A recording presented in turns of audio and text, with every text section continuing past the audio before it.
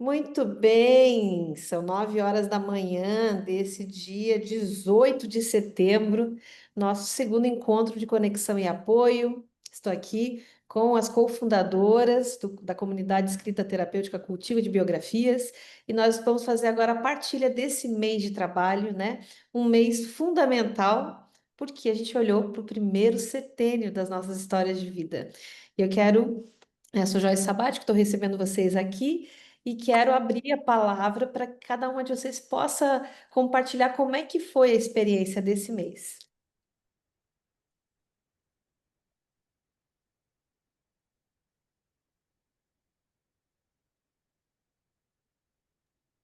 Bom, Né? não, eu prefiro falar depois, então. Ah, tá. Eu vou começar. Alguém tem que começar, né? Então, ó, para mim, foi importante para eu olhar para minha infância e reconhecer alguns pontos que ainda eu sinto um desconforto.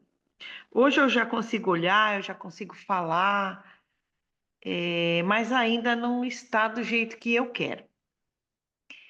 Outra coisa que eu achei bem importante são as partilhas. Eu ouvi o que as minhas colegas falam, porque eu me reconheço muito nas, nas experiências, né? Parece que a gente viveu todas na mesma casa e com os mesmos pais. Então, eu acho importante a gente ouvir. O que eu quero dizer é que é importante a gente estar em grupo. Aí eu me sinto fortalecida para poder olhar, aí no caso desse mês, a minha infância. E ao longo aqui a gente vai olhar a nossa vida, né? Então achei muito bom ter me dar esse presente de eu poder olhar e de eu poder ter essa segurança. Eu me sinto segura. É isso.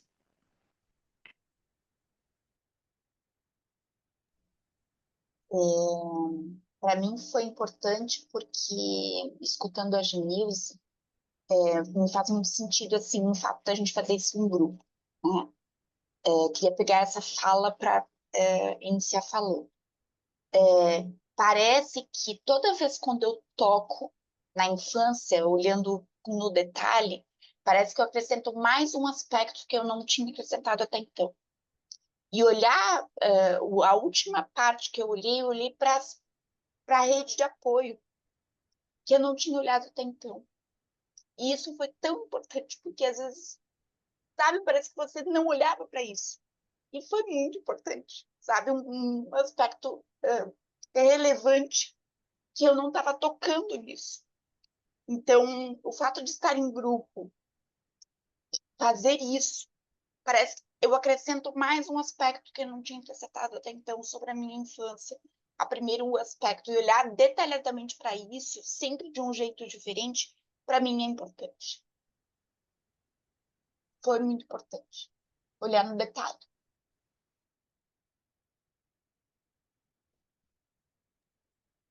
Então, para mim foi muito difícil, como eu escrevi para vocês lá, que teve momentos que eu, inclusive, neguei, né, de fazer o trabalho. Conversei com a Joyce, então, no privado também, porque eu fui me dando conta de coisas, né? E ontem de noite, ainda escrevendo, eu me dei conta de duas situações entre esses 7 anos, digamos assim, essa primeira infância, né? Que talvez eu tinha olhado, mas olhei com outros olhos agora, né? E, e isso fez refletir muito também o fato de como hoje, né, eu tenho a netos, né, e como a gente olha para essas crianças também, né, e como somos rede de apoio dessas crianças também, que estão na primeira infância. E quantas coisas, né, o aspecto pai e mãe fazem a diferença nessa primeira infância. Eu venho de uma família, assim, para vocês me conhecerem um pouco, eu venho de uma família de 4 filhos, sou a segunda, né? E me dei conta escrevendo de 2 abandonos que eu não tinha nem marcado lá quando a Joyce escreveu. Não, eu não olhei para isso. né? Eu simplesmente não olhei para isso. De dois abandonos, da rejeição, de todas as manipulações, de todas as situações da dureza, né, tão dura da minha mãe, já lá na primeira infância. E, e aí, pensando no que a gente teve, né, e o que eu tive, como olhando também para a história de vocês, acho que vocês falaram ali um pouco que a gente se reconhece, e não é à toa que estamos aqui unidas, né? E aí falo também porque sou psicóloga e não acabo olhando para isso tudo também, né? E olho para isso tudo e vejo, nossa, quanto rico é esse trabalho que a Joyce está fazendo. Já falei isso para ela, né, várias vezes, o quanto rico é esse trabalho, a importância desse trabalho, da gente se dar conta desses aspectos, né? E com certeza vão render muitas sessões de terapia quanto ao fato de estar olhando para essas questões todas, né? E de quanto isso reflete na existência da gente até esse momento. Hoje estou com 52 anos, então o quanto refletiu até hoje todas essas questões. Mas uma coisa que eu escrevi, né? E é uma música que eu gosto, eu digo que eu não deixo de ver a vida com a sua beleza, né? Até escrevi aqui, né? Que a vida e viver e não ter a vergonha de ser feliz, né? E é bonita, é bonita, é bonita, né? De acreditar nessa vida e de que a gente pode sim fazer diferente, mesmo com estímulos tão doloridos que foram muitas vezes. Mas eu nunca perdi esse olhar da vida, né? Esse viver com intensidade, com amorosidade, com empatia, com acolhimento. Então eu vejo que isso é uma coisa que vem de mim desde a infância, mesmo com a dureza da infância, e que perpetua. Não sei se era essa a partilha, mas era isso que eu tinha para, por enquanto, dizer.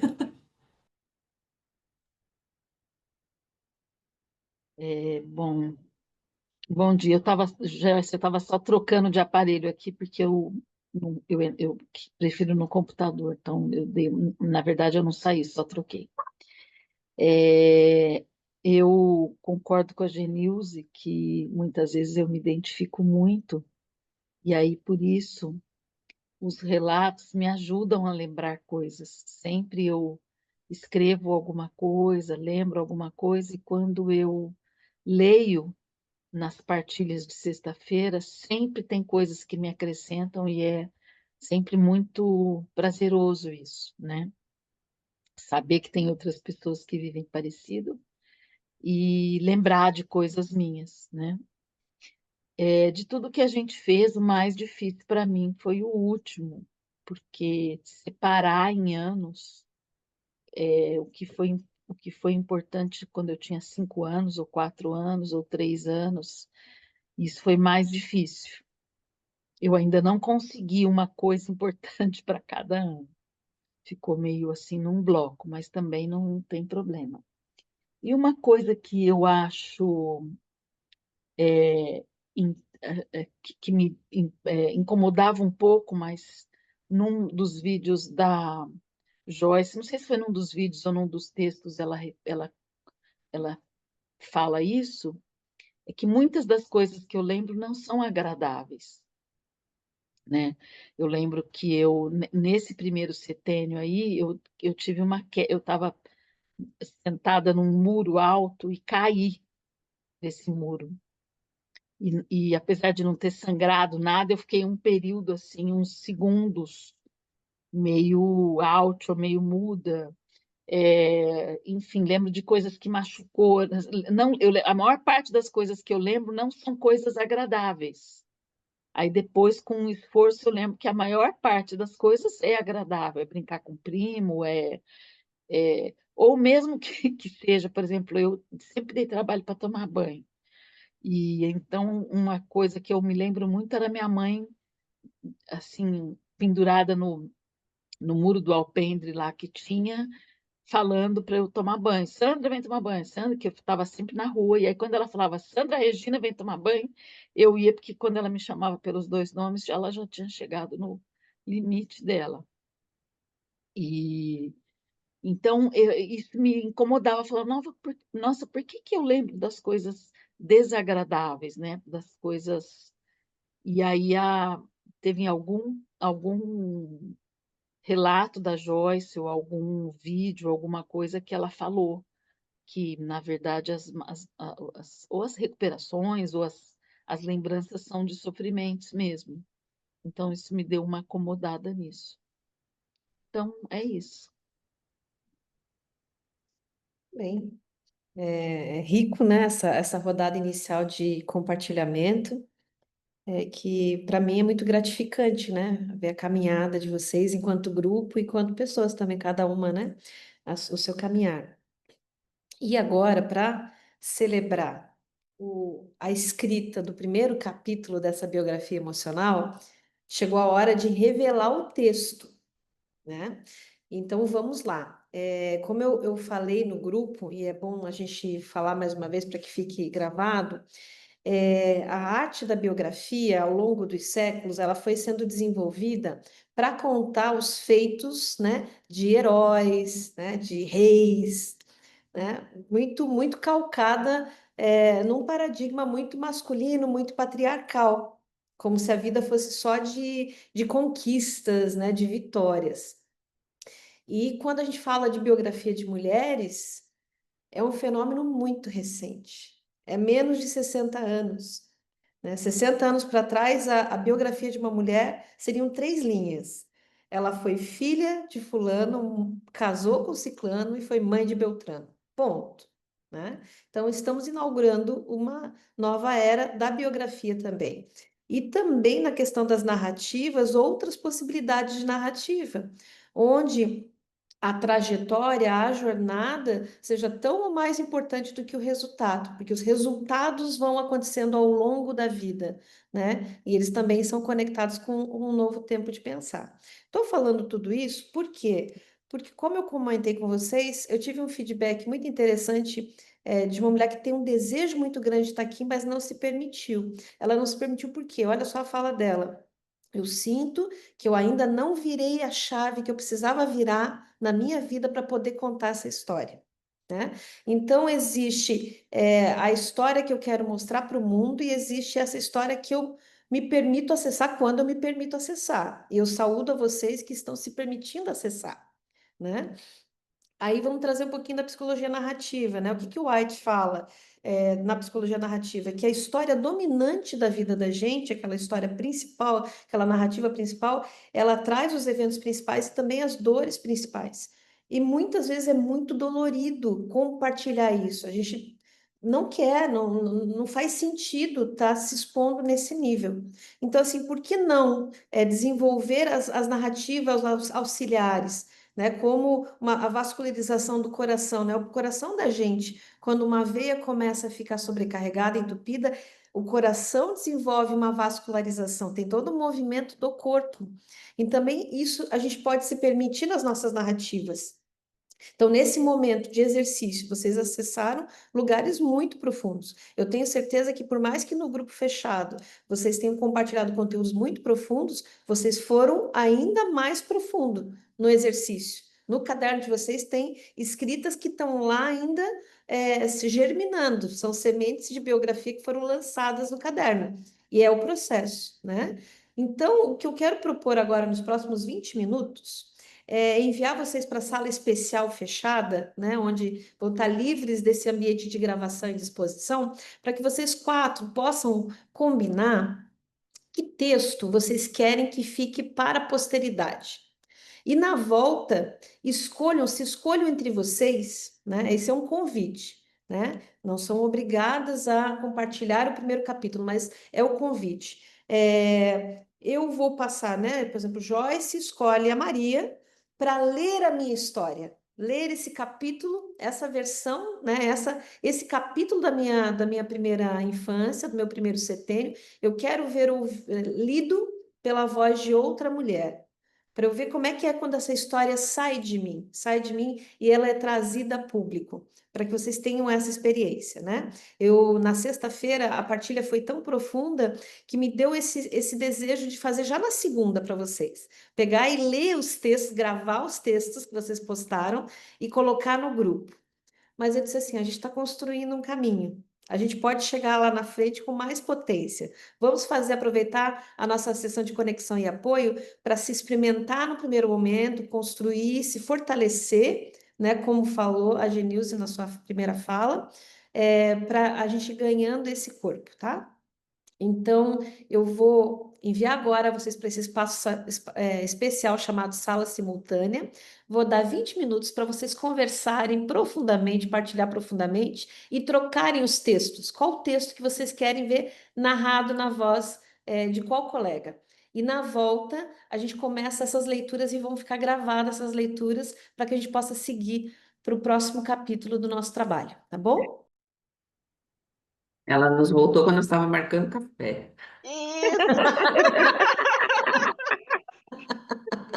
A Joyce vai ficar com Ô, ciúmes Joyce, também. nós estamos marcando um encontro para se conhecer pessoalmente aqui no Rio de Janeiro. Que delícia! Que Aham, delícia! vamos. Posso ir E também? eu e Bárbara vamos marcar o Claro, café. Isso aí. claro. Que Marcar o delícia! café, que nós estamos aqui do lado, uma da outra, né? Isso. Então, Sim, já Aham. convidamos a Joyce juntos, já tomamos um café nós três, né, Joyce? Isso, vamos, boa. vamos, Combinado. com certeza, vamos sim. E aí, estou curiosa, vamos começar? Olha, Os vamos sarau, começar. vamos Posso fazer. começar? Eu vou Pode. começar com a Genilze. Como a Genilze não tem o texto, eu vou fazer um apanhado aqui de alguns textos dela, que eu achei pelo relato dela. Então, eu vou e volto, tá bom? Fez uma curadoria Genilze, então. Isso. A minha história, que eu não tenho, sei porque me contaram milhões de vezes, é uma história de fé. Hoje me veio a ideia de ser esta uma sementinha plantada lá atrás, no começo da minha vida, que me fez ser hoje uma mulher de muita fé, que acredita no sobrenatural, nas intuições e etc. Vamos lá. Quando eu tinha meses de vida, deu uma tempestade muito forte e um raio caiu bem próximo à casa que morávamos. A partir deste dia, vários bebês começaram a ter crises de convulsão e desmaios. Quando os pais levavam essas crianças no médico, diagnosticavam como epilepsia. Comigo foi a mesma coisa. Quando minha mãe estava voltando do médico, uma senhora que estava na recepção do hospital e ouviu o relato da minha mãe, disse que se me levassem para benzer em 7 benzedeiras no mesmo dia, eu seria curada. Eu tenho essa memória de sempre que eu e meus irmãos ficávamos doentes, minha mãe nos levava para benzer e a cura era através de chás e simpatia. Assim minha mãe fez. Pesquisou onde moravam as benzedeiras, saiu de madrugada e não perdeu tempo. Ela conta que no caminho eu desmaiei tanto que chegou uma hora que ela nem se assustava mais. Simplesmente me cobria com o chale. Seja o que Deus quiser. No final da tarde, ela voltou e nunca mais tive as crises. Tempos depois, minha mãe jogou no lixo a receita. Adoro este relato. Consigo entender tanto de mim e de minha mãe. Imagino a dor, o medo que ela sentiu. Imagino desistir porque ela não aguentava mais e reconheço a fé que ela teve e me deixou como herança. Então, isso é o primeiro ano da, da Genilze. De 2 e 3 anos, ela lembra do nascimento do irmão mais novo, porque naquela época nascia em casa e eles ficavam olhando pelos buraquinhos para ver como é que era o nascimento. 4 anos e 5 anos, ela só lembra de brincar e ser cuidada, em particular pela avó que cuidava dela. Com 6 anos, ela lembra na entrada da escola. Ela não tinha idade, mas todos os irmãos mais velhos iam e ela queria muito, muito, muito. E como o número de vagas era maior, então ela conseguiu entrar. Aí, com 7 anos, também teve um relato forte, que é o seguinte: tem uma lembrança muito triste de quando eu tinha mais ou menos 7 anos, da minha mãe chorando porque tinha descoberto um caso extraconjugal do meu pai com uma pessoa da vizinhança. Ela chorava muito e eu comecei a chorar alto, e meu pai mandou as duas calarem a boca. O pior de tudo foi ele virar as costas e sair para ir trabalhar sem olhar para trás. E quando ele foi abrir o portãozinho azul que separava o quintal, minha mãe correu atrás dele, pediu desculpa e deu um beijo no rosto dele. Anos e anos de entender por que ela fez isto, se a culpa era dele. Esta cena me atormentou. E, na verdade, hoje ela entende, e os dois estão juntos até hoje, um grude os dois. Então ela acha o seguinte, ela, embora ela não, ela via que a culpa era do pai, ela meio que, mesmo sem entender, ela entende que a mãe ficou com muito medo de ficar sozinha com 5 filhos. E ela então julgou a mãe, achou a mãe fraca, mas compreende que ela poderia ter esse medo. Então, é esse o relato da Genilze. Como que foi, Genilze, ter lida? Abre o microfone.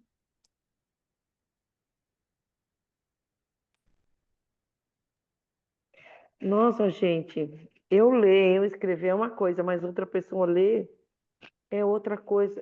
Nossa, eu me emocionei, principalmente na primeira parte. Nossa, é diferente. Ô, Genilze, e como é diferente o relato que você fez para a gente lá nos 20 minutos do grupo e o seu texto, né? Se eu É, tivesse só lido o que eu escrevi, do que você falou, é muito diferente de ler o que você escreveu. e eu contar, né? Uhum. Ok. Obrigada. Quem quer ler Eu vou agora? aproveitar para ler o texto da Sandra. Deixa eu achar aqui,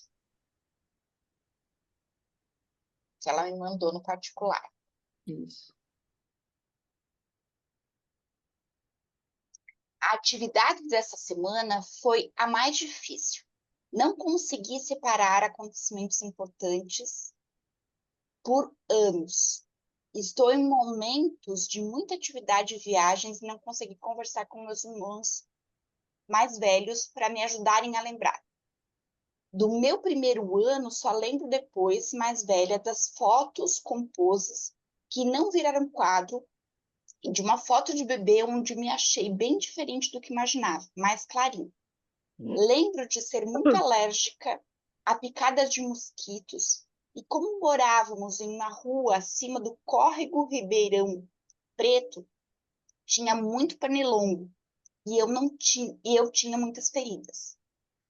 Me lembro da minha mãe me colocar numa bacia de alumínio ou lata para tomar banho de permanganato de potássio, que era roxo e tinha um odor bem particular, bem peculiar, que posso sentir de memória até hoje. Somos 5 irmãos e 27 primos do lado da minha mãe. Dos 24, um grupo de 13 de idade muito próximas e fomos criados bem próximos, mesmo morando em cidades diferentes. Me lembro de brincar muito juntos, na casa da minha avó, na rua, de pique, na casa do meu tio Paca,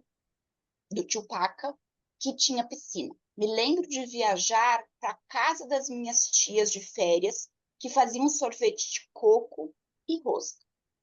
De viajar para Capetinga para comer jabuticaba no pé.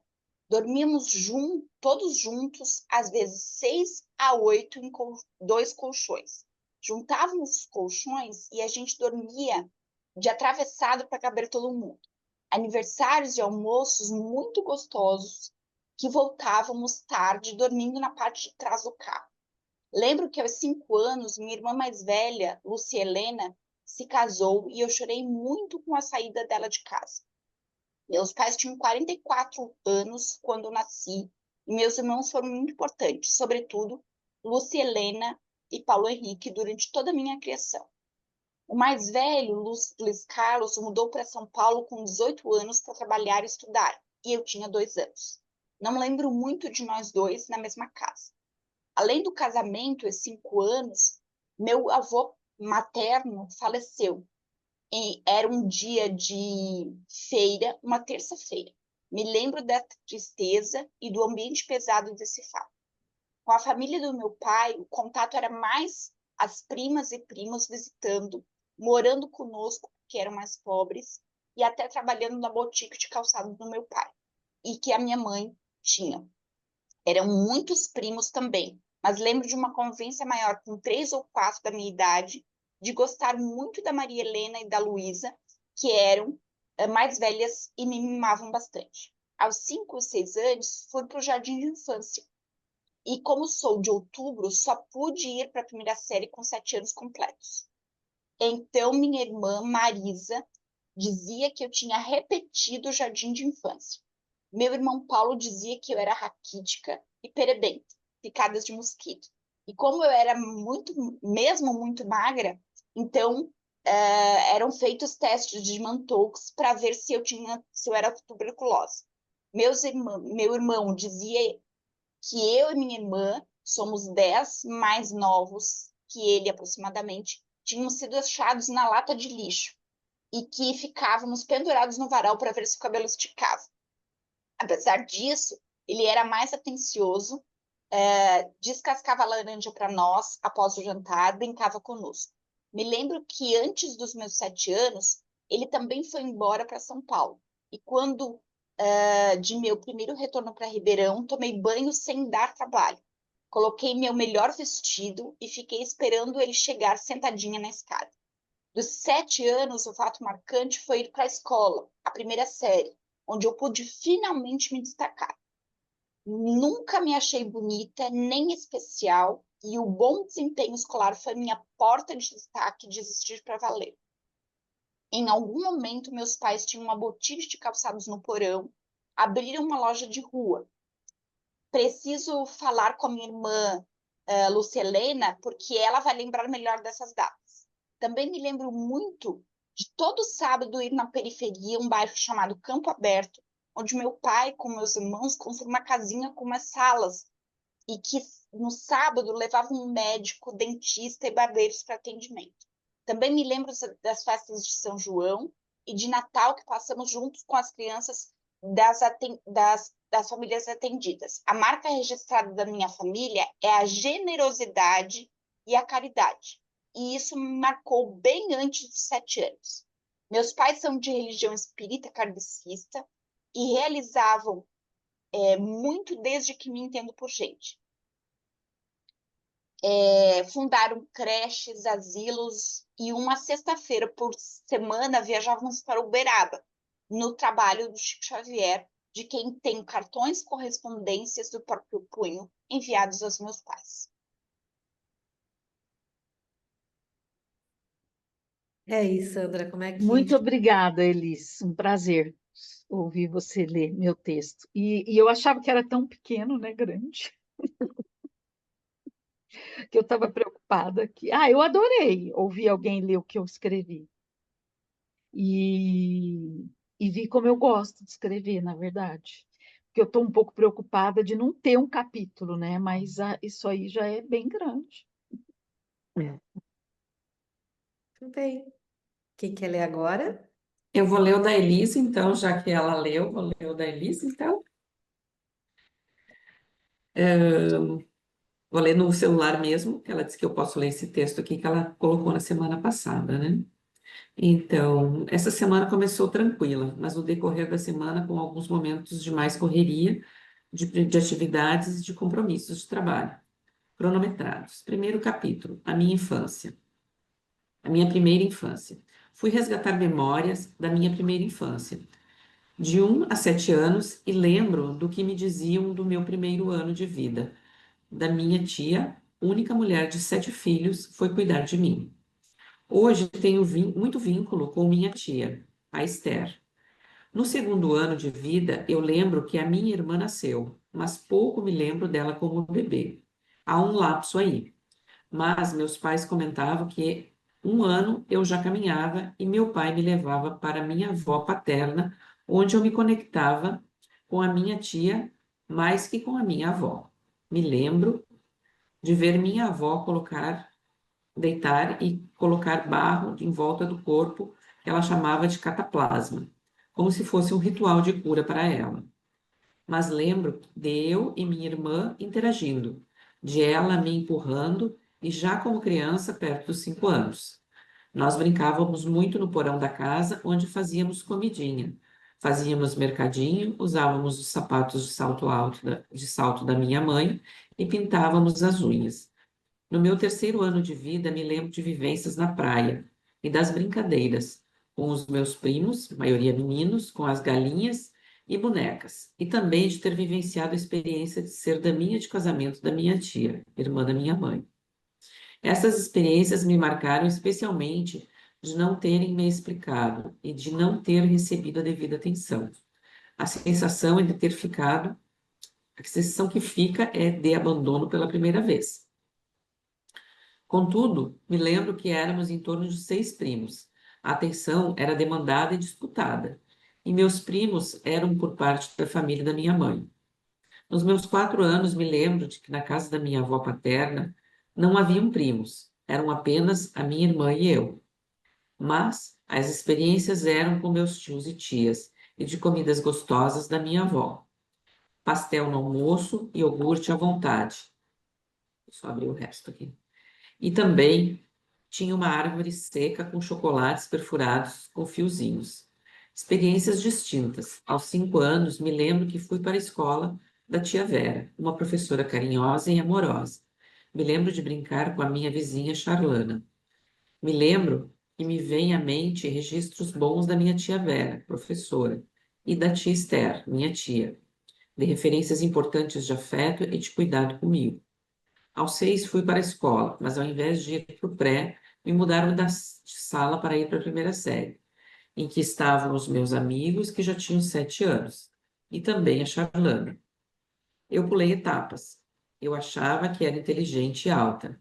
Aos 7 anos, me lembro de brincar na casa da minha avó paterna com a Jape, uma cachorra dócil e eu gostava dela.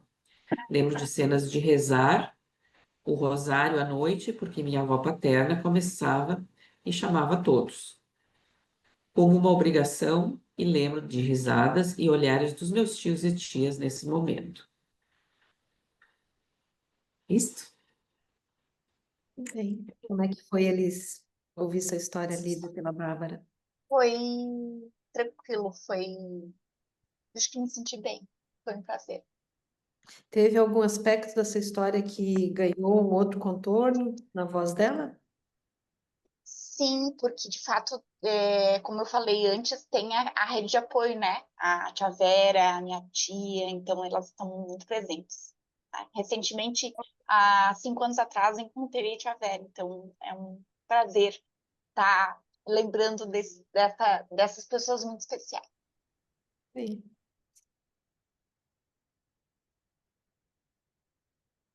E agora? Agora eu vou ler, né, a da Bárbara. Peraí, deixa eu ver se meu microfone está ligado. Peraí, Assim. tá ligado. Eu vou, eu vou ler um pedacinho do que ela escreveu e depois eu completo com o que a gente conversou.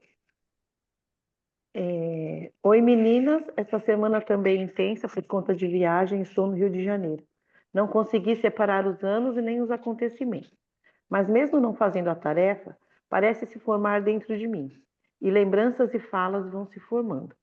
Aqui, sentada à beira-mar, consegui parar para ler vocês e escrever. O som do mar me faz pensar nos ciclos da vida. Meu sobrinho brincando na areia me dá ares da minha infância, o estar em família do meu marido. Me dá saudades de uma época com minha família. Saudades dos encontros na casa da minha avó, dos almoços de domingo com toda a família reunida. Saudades dos churrascos embaixo da goiabeira que meu pai fazia. Os sons e risadas que não ouço mais. Estão guardadas no meu coração e nas minhas lembranças.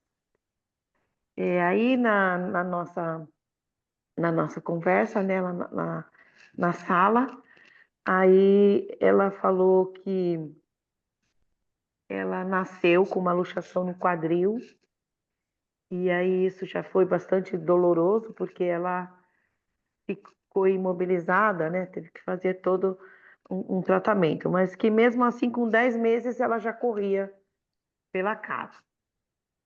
E, e aí, como ela precisou desses cuidados, aí a mãe dela deu esses cuidados e deixou um pouco de lado a irmã dela mais velha.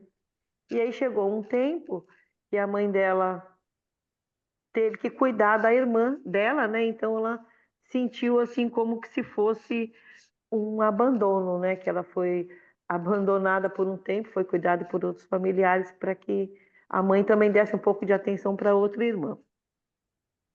E aí, com 10 meses, como que se ela tivesse inconscientemente reclamando uma atenção, ela se machuca e leva 8 pontos na perna esquerda.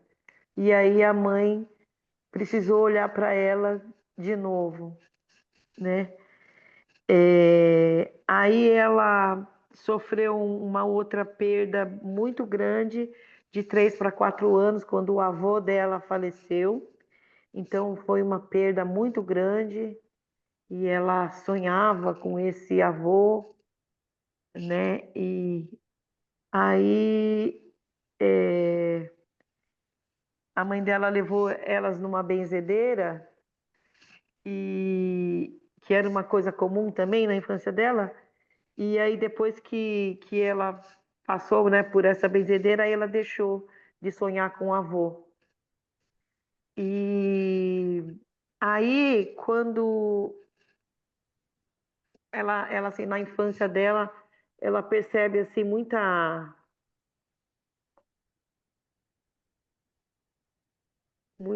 peraí, ai,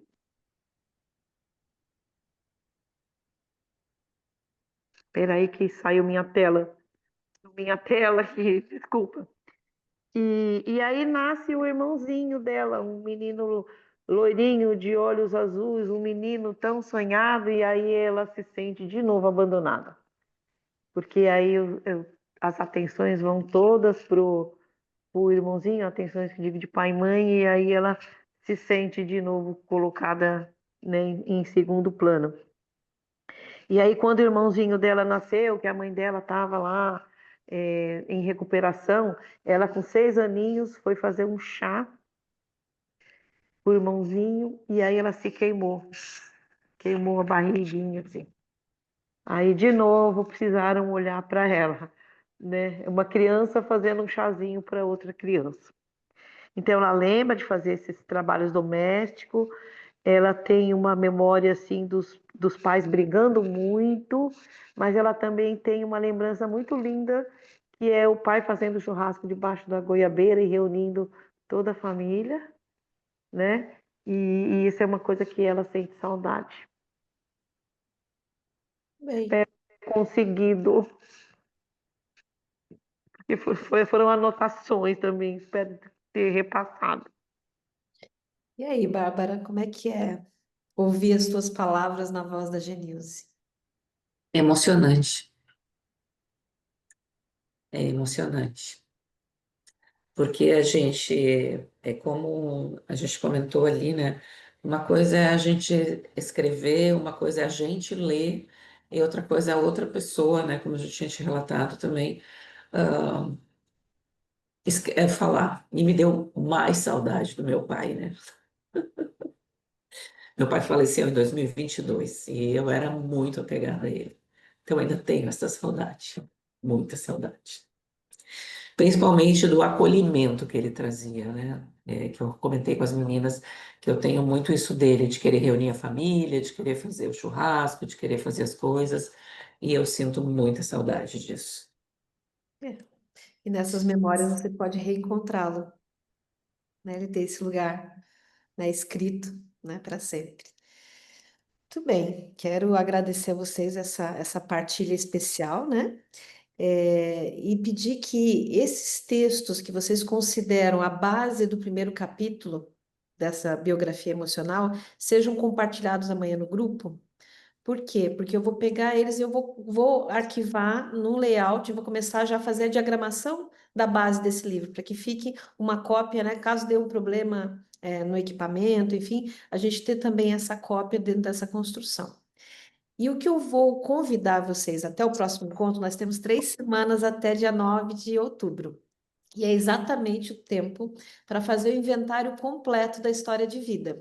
Eu vou passar cada semana, começando com a segunda-feira que vem, é o exercício base do nosso trabalho do cultivo de biografias, que é 3 setênios por semana. Tá? Então, vocês já fizeram o primeiro setênio. Por que que a gente trabalhou tanto o primeiro setênio? Porque ele é a base do ser humano, é a base da nossa história de vida, né? E agora, à medida que vocês forem avançando para completar os 3 primeiros setênios, então a folha que vai na segunda-feira é do 1 até os 21 anos, né? Vocês vão ver se alguns padrões e algumas histórias voltando com outros nomes, com outros locais, mas elas voltando, elas se repetindo. Então, esse exercício é interessante porque você vai trazendo para a consciência padrões.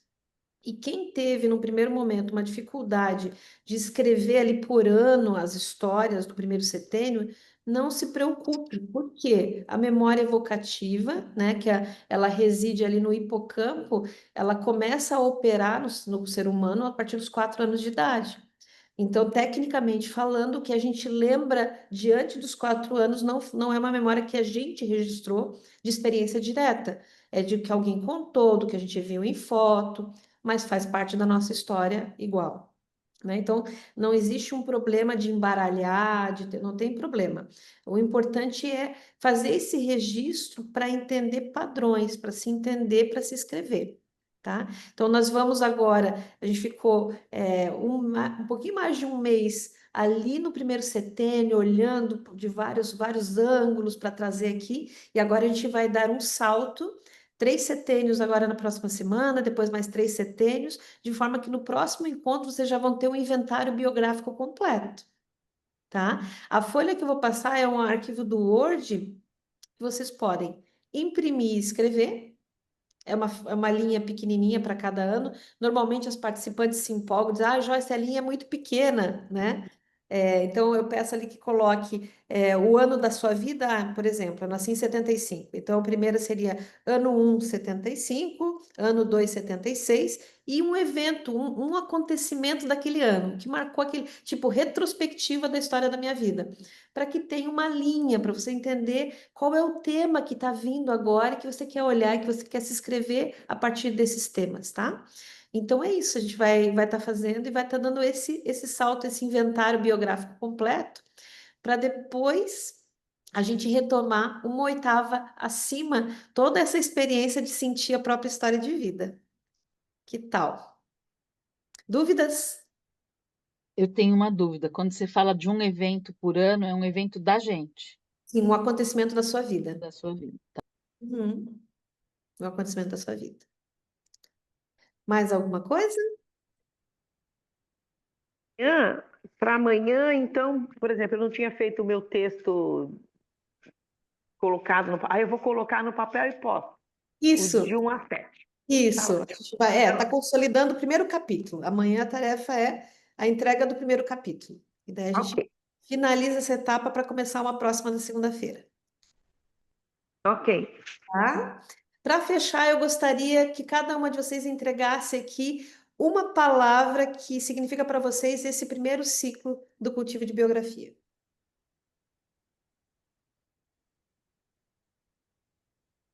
Empolgação. Honra, Emoção. Apoio. Apoio. Toda biografia começa com uma semente. Nos encontramos no próximo encontro de conexão e apoio, dia 9 de outubro. Até lá. Até lá.